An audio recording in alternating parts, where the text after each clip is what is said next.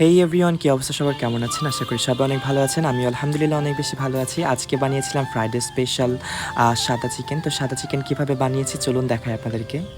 তো সাদা চিকেন বানানোর জন্য প্রথমে আমি নিয়ে নিয়েছি একটা গুঁড়া দুধের প্যাকেট। দেন গুঁড়া দুধের প্যাকেটটাকে আমি পানি দিয়ে হালকা করে গুলিয়ে নিচ্ছিলাম। গুঁড়া দুধ ঢালা হয়ে গেলে এখানে আমরা দিয়ে দেবো হালকা পরিমাণের পানি। পানি দেওয়া হয়ে গেলে হালকা করে নাড়াচাড়া করে ভালো করে মিশিয়ে নিব।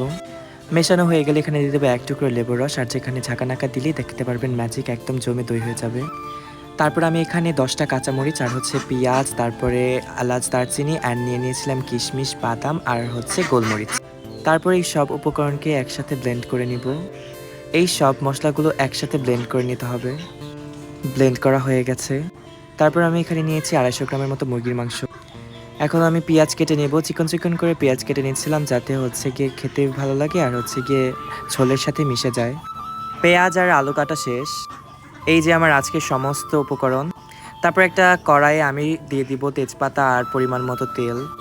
তেলটা আমি একটু বেশি দিব কারণ প্রথমে আমি এই তেলের ভিতরে আলু ভেজে নিব, তারপর আমি এই তেলেই রান্না করব, এর জন্য আমি প্রথমে তেলটা একটু বেশি দিয়েছি। তারপরে আমি আলুগুলোকে ভালো মতো লাল লাল করে ভেজে নিব। ভাজা হয়ে গেলে আমি তুলে রাখবো। আলু তুলে রাখা শেষ হয়ে গেলে এখানে দিয়ে দিব ফোড়নের জন্য জিরা। দেন আমি এখানে পেঁয়াজ কুচিগুলোও দিয়ে দিব আর এগুলোকে গোল্ডেন ব্রাউন করে ভালো মতো ভেজে নিব।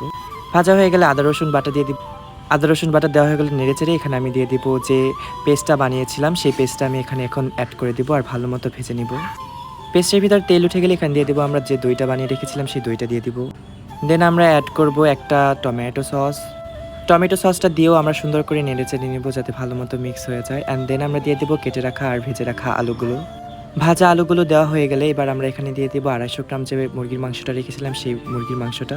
আর মুরগির মাংসটা দেওয়ার পর কিন্তু আমরা ভালো মতো নেড়েচেড়ে নেবো যাতে মশলার সাথে মুরগির মাংসটা খুব ভালো মতো লেগে যায়।